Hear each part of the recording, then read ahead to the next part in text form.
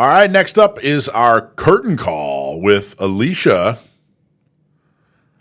This one is an armed bystander fatally shoots attacker during violent altercation in Billings, Montana. Nope, that's not right, is it? No, that's right. Is that right? Okay, That's cool. well, I mean, if it's not right, it's what I'm prepared to talk about anyway. Well, either way, it's happening. It is. All right, cool. All right, so fire away, Alisha. All right, the article comes from just from a story out of USA Carry's website, and as you stated, comes out of Billings, Montana. Now, when I think of Montana, it's cold. Yeah. Right. So this story occurred just a little over a week ago, November 14th. So it's a recent story. I don't know what these people were doing out in the middle of the night. It happened just before 2 a.m. And we have a total of 3 people that got involved in some type of altercation. There was some type of verbal fight. Okay. Yeah. They got into some kind of argument. They're out in the middle of the night. They got into an argument. That's it. All right. Nothing good happens after midnight, right? That's true. Right. So they got into some type of verbal altercation. So what happened is it appears as though it was 2 men and 1 woman. So the 1 man and 1 woman appeared to have been a pair of some type. And this third person does not appear to be part of the trio. The article is not super clear, but kind of hints in that way.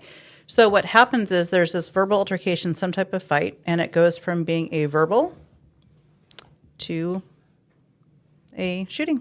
Jeez. Right? So we have this gentleman, man. He pulls out a firearm in response to this verbal altercation, and he decides to settle it his own way. Oh, geez. And he takes shots at both the man and the woman. He does hit both of them. Okay. So they are shot. And in response to that, the woman decided it was time to defend herself, and she pulled out her own firearm. Good for her. So the man that was with her apparently did not have one, or at least did not pull it. She pulled, she used it, and she was a much better shot than the other guy, and he did lose his life. Women are better shots, and that's too bad. Okay. So does it sound like it was just a matter of it was just an argument that went wrong? That's the way the article sounds. Yeah. Did it say anything? Did either of them have a record? Does not mention either way, but they do say there was no arrest made. So it sounds from what little bit that we have. No, but actually the story doesn't just end there. So we had the one guy who shoots the pair, hits both of them, non-serious, non-life-threatening injuries. The woman does pull her own firearm, uses it. Not only does she pull it, but there was a bystander that was also there. So a good Samaritan, if you will. So the people that were involved initially, so we have the 3, just kind of by way, I know we talked about statistics in the past. We've talked about ages and kind of those involved in this. We have the one who pulled his firearm first and shot the pair. He was 46. The woman was 42, and the gentleman that was with her was 38. So kind of in that general age range there. Our Good Samaritan, 25. Now, what did the Good Samaritan do? I didn't. He witnessed the fight. It was just a witness. He was just a witness, not involved. So he was 25 years old. He happened to also be carrying a firearm. And in response to this altercation and seeing what was going on, he decided to get involved. And I think that there is, and we don't know who shot was the one that ended. That took the life in the end, but the woman and this good bystander, they both fired upon him. They did. Okay, so the lady who was already shot, she fired at the guy. Yep. And then the bystander who was carrying legally, he fired at the guy as well. Absolutely. Okay, interesting. And this is Montana. So what happens, in case you're not aware, Montana, not only is Montana constitutional carry, I believe it's 21 and up, if I remember correctly, the laws. So you can either open or you can conceal, no permit required, and 21 and up can do that. So if you can legally own a firearm in Montana, you can carry. There's no process or permit required. Okay. Either open or concealed. However, the article, I'd like to go back and actually read a portion of the article to you, because if you think about this, here in the state of California, we have a very specific and particular set of laws that kind of outline third-party encounters, right? So the article here is speaking to Montana law, but I feel like it's very applicable, and I thought that it was good food for thought to kind of read and give here. So it states, law enforcement secured the scene, and all parties involved and witness to remain present for questioning. No arrests have been made. So just kind of by way of a recap of the end of that. The incident highlights both the unpredictable nature of violent encounters and the critical role bystanders can play in life-threatening situations. While intervening can save lives, it also carries significant legal and personal risk. especially when strangers are involved. Understanding the legal framework for self-defense in your jurisdiction is essential before taking action. Interveners must act responsibly, ensuring that there is clear and immediate threat to life, and carefully assess the situation to avoid unintended consequences. And I feel that so that's in quote there. I feel that that's really important. That's really insightful, because the reality is here, especially in California, if you get involved in a third-party encounter, doesn't matter what your good intentions are.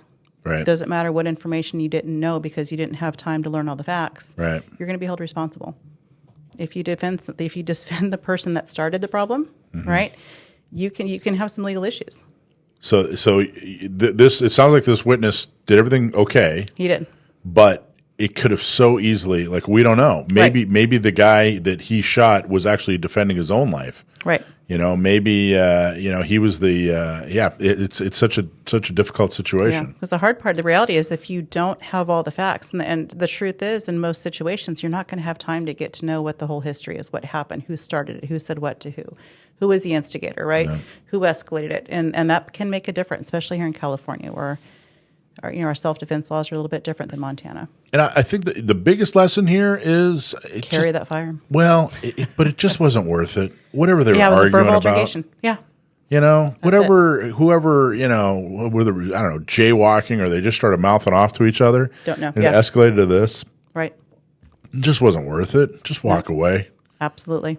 Gosh. Yeah, the only fight that you win is the one you don't get into. Yeah. Absolutely. I mean, this guy lost his life. He did.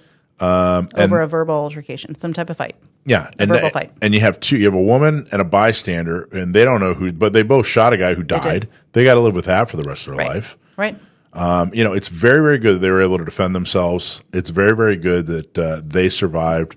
All that's very, very good. But something else to think about, I think, is this never should have happened. Absolutely. Should just walk away. De-escalate, escape, and avoid. Interesting. And that all happened in Montana, huh? 10 days ago. Yep. Interesting. Montana, 10 days ago. And it was at usacarry.com, right? Correct.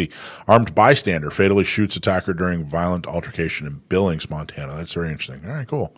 All right, what else we got to know? Anything else we got to know about that article? Really, my key thing that I wanted to just kind of talk about was just the idea of the third-party encounter. Yeah. Yeah, because I feel that that's something that we all want to be the hero. We all want to be the good guy, right? Yeah. We all think that we can't stand for injustice, or we can't stand to see someone else get hurt.